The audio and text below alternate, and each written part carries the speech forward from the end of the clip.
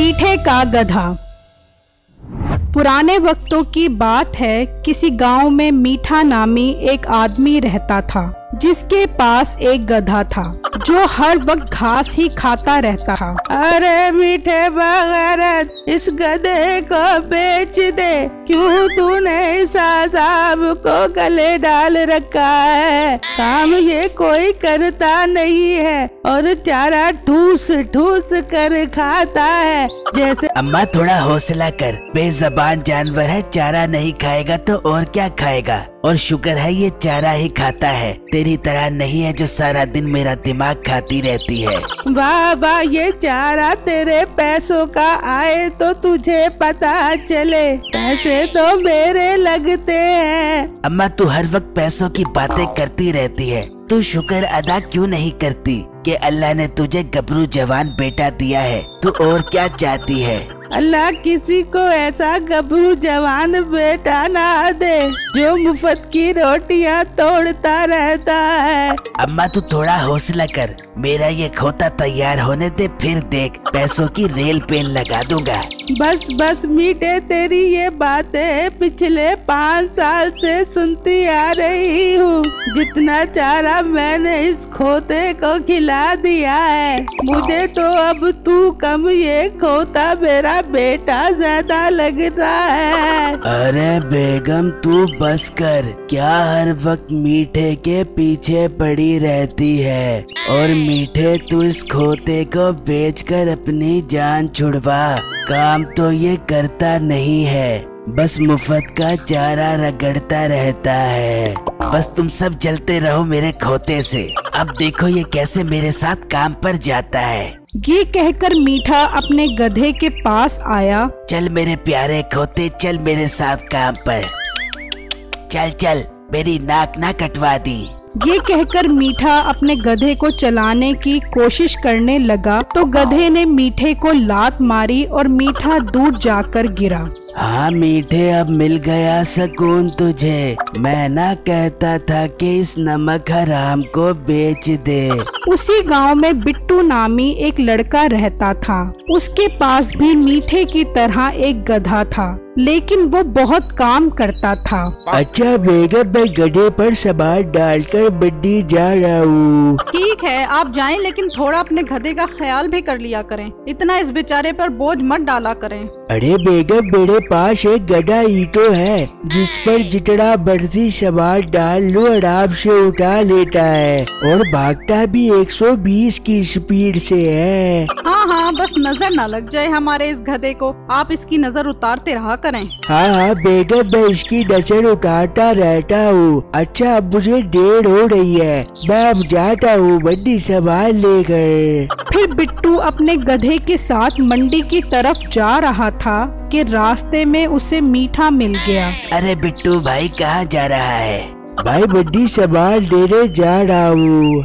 बिट्टू भाई बुरा मत मानना, तुम्हारा खोता बहुत कमजोर लग रहा है, इसे कुछ खिलाया करो।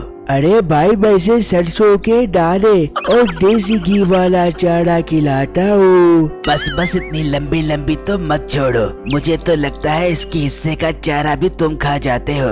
जी नहीं, आपको कोई गलत फहमी हो रही है और मेरा रास्ता छोड़ो, मुझे देर हो रही है, आज मुझे मंडी में बहुत सारा काम है। ये कहकर बिट्टू वहाँ से चला गया तो मीठा कहने लगा, अरे यार इसका खोता तो बहुत काम करता है और ये तो इस खोते की वजह से अय्याशी वाली जिंदगी गुजार रहा है और मेरा खोता तो लगता है किसी सुस्त खोते का बच्चा है, कोई काम नहीं करता। अब मुझे एक चाल चलना पड़ेगी क्योंकि मामला अब मेरी इज्जत पर आ गया है। अब मैं रात को इसके खोते के साथ अपना खोता तब्दील कर देता हूँ, वैसे भी हम दोनों के खोते मिलते जुलते हैं, किसी को पता भी नहीं चलेगा। फिर रात में मीठा चुपके से बिट्टू के घर गधा लेकर आया और अपना गधा वहाँ छोड़कर उसका गधा ले गया।